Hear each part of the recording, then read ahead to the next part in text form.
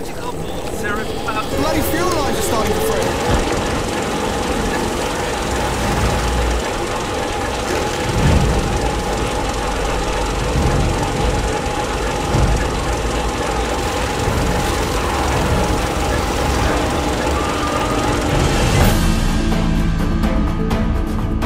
Bayangkan sebuah dunia di mana musim dingin tak kunjung berakhir. Tanah-tanah yang tadinya hijau, kini tertutup salju sepanjang tahun. Sungai-sungai membeku, dan kehidupan harus beradaptasi dengan suhu yang menurun drastis. Fenomena ini pernah terjadi di masa lalu, dan banyak ilmuwan percaya bahwa bumi kita bisa kembali mengalaminya.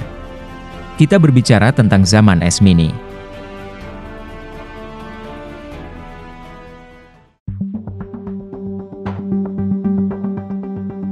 Dalam film The Day After Tomorrow, kita melihat bagaimana pemanasan global yang ekstrim memicu serangkaian bencana cuaca besar, dari badai salju yang menghancurkan hingga pembekuan kota-kota besar. Meskipun film ini adalah karya fiksi ilmiah, ada periode sejarah nyata yang menunjukkan bagaimana perubahan iklim ekstrim dapat memengaruhi bumi. Fenomena ini dikenal sebagai Maunder Minimum. The sun is essentially a plasma ball. It has a core with a temperature reaching 23.5 million degrees Fahrenheit.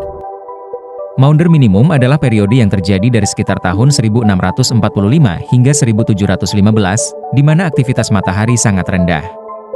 Selama waktu ini, jumlah bintik matahari, indikator aktivitas matahari, menurun drastis. Penurunan aktivitas ini menyebabkan penurunan suhu global yang signifikan. Ini menyebabkan berbagai fenomena alam, termasuk sungai-sungai besar di Eropa yang membeku. Contohnya, Sungai Thames di London membeku beberapa kali, memungkinkan orang untuk mengadakan pasar dan festival di atas es. Tapi, bagaimana bisa dunia yang sedang memanas tiba-tiba membeku lagi? Jawabannya terletak pada sesuatu yang jauh dari kita, di luar angkasa, yaitu matahari.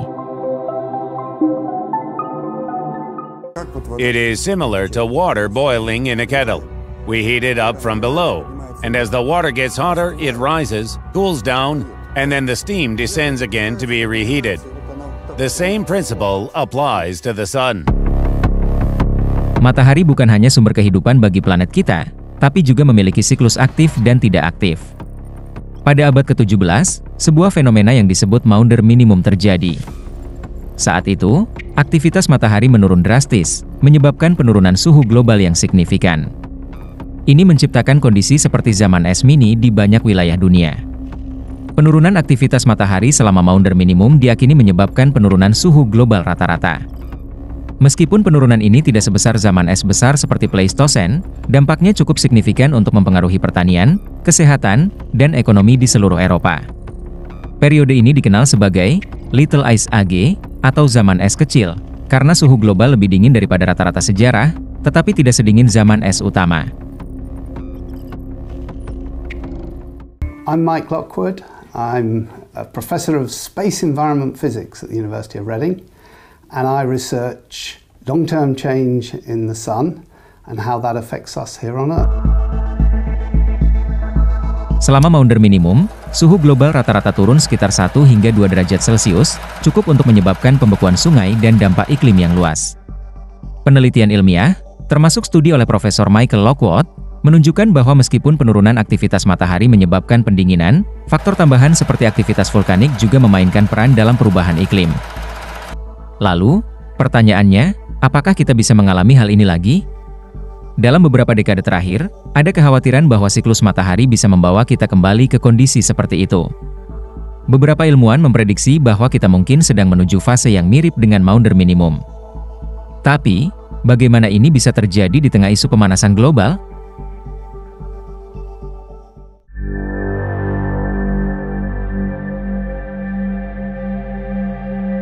Menariknya, sementara bumi kita sedang mengalami pemanasan global akibat aktivitas manusia, penurunan aktivitas matahari bisa memberikan efek berlawanan, menyebabkan sedikit penurunan suhu. Namun, kebanyakan ilmuwan sepakat bahwa efek dari pemanasan global jauh lebih kuat daripada potensi pendinginan dari siklus matahari yang rendah. Pemanasan global yang disebabkan oleh pembakaran bahan bakar fosil, penebangan hutan, dan emisi gas rumah kaca mempercepat kenaikan suhu bumi. Jika siklus matahari menurun, efek pendinginan yang dihasilkan mungkin hanya bersifat sementara dan ringan dibandingkan tren pemanasan yang terus berlanjut.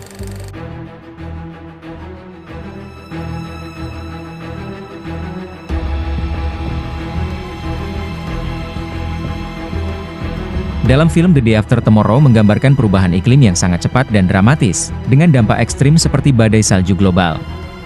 Meskipun film ini memperbesar efeknya untuk kepentingan dramatis, Maunder Minimum memberikan konteks sejarah tentang bagaimana perubahan iklim, meskipun tidak secepat dalam film, masih dapat memiliki dampak besar terhadap suhu global dan pola cuaca.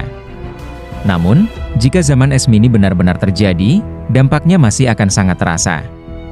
Musim dingin yang lebih panjang bisa memengaruhi pertanian, menyebabkan ketidakpastian pangan di beberapa wilayah.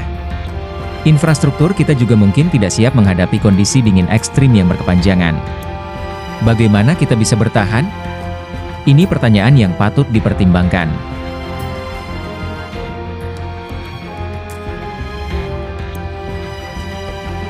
Dalam Al-Quran, terdapat beberapa ayat yang secara tidak langsung menjelaskan fenomena alam, termasuk iklim dan perubahan cuaca. Di antaranya adalah Quran Surat Al-A'raf ayat 57.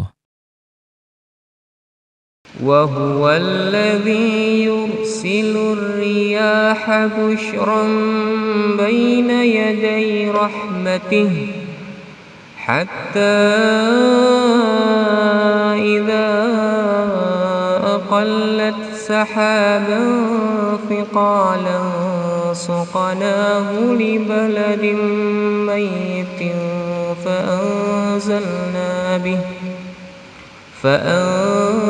فأنزلنا به الماء فأخرجنا به من كل الثمرات كذلك نخرج الموتى لعلكم تذكرون.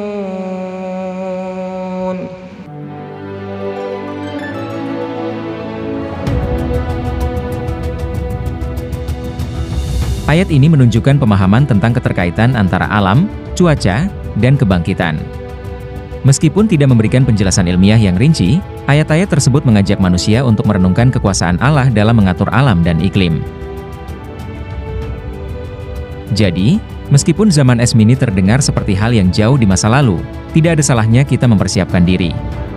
Dalam dunia yang terus berubah, apakah kita siap menghadapi fenomena alam yang tak terduga seperti ini? Kita hanya bisa berspekulasi, tetapi sejarah telah menunjukkan bahwa bumi selalu penuh dengan kejutan. Jika kamu tertarik untuk mengetahui lebih banyak tentang misteri alam semesta dan fenomena bumi, jangan lupa like, subscribe, dan nyalakan notifikasimu. Sampai jumpa di video berikutnya.